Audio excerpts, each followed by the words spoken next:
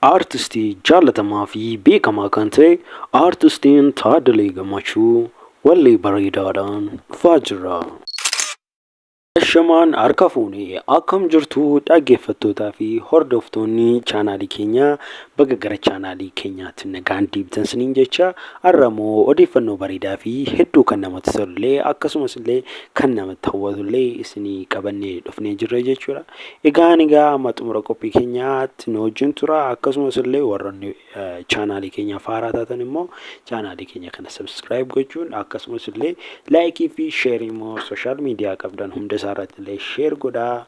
Artistii keenya jaalatamaa kana bukkeellee dhaabadhaan siniin jedha.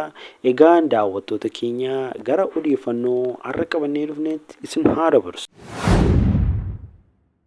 Egaa daawwattoota keenya akkuma beekamu artistiin keenya kun jaalatamaa fi beekamaa akkasumas illee uummata Oromoo bukkeetti sirba bara duriidhaa kaasee aartii afaan Oromoo kan guddisaa jiran keessaa artistoota gameeyyii uummati Oromoon qabdu keessaa artistiin kun artistii tokkodha jechuudha. Egaa bara duriidhaa kaasanii beektu jechuudha. Artistiin kun sirba bareedaa fi hedduullee yeroo afaan Oromoodhaan illee sirba hedduun illee hin jirre akkasumas illee yeroo sana kaasee artistiin kun sirba kan babaasaa turedha jechuudha. Egaa artistiin kun yeroo sana jalqabee jaalatamummaa fi beekamtii guddaallee uummata Oromoo bukkeetti kan qabudha jechuudha. Egaa artistiin keenya kun dhiyeenya kana erga sirba gadhiise immoo gara waggaa lamaatti siqee jira jechuudha. Egaa daawwattoota keenya artistiin keenya kun immoo amma immoo waan xinnoo see qabadheen dhufaa jira isiniin jechuu barbaadaa jira jechuudha.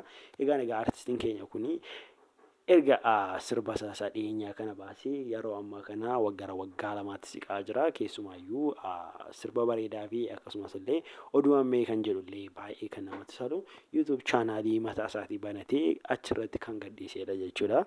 Egaa daawwattoota keenya amma immoo artistiin keenya kun dhufaa jira isiniin jechaa jira jechuudha. Sirbii mata dureen isaa abbaa fardaa kan jedhu qabatee isiniif as deebi'aa jira jechuudha.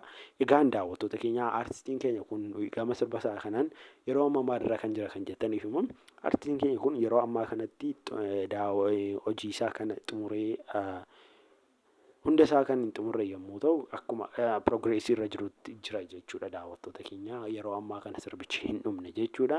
Yeroo dhumu immoo ammas illee isin beeksisaa. Egaa daawwattoota keenya artistii keenya kanaan akkam jettu warroonni illee baga nagaan dhufte jettanii koomentii jalatti barreessuu hin dagatinaa. Akkasumas illee jaalala keessan artistii keenya kanaaf lakkoofsa 2 barreessaatii artistii keenya kanatti jaalala agarsiisan siniin jedha.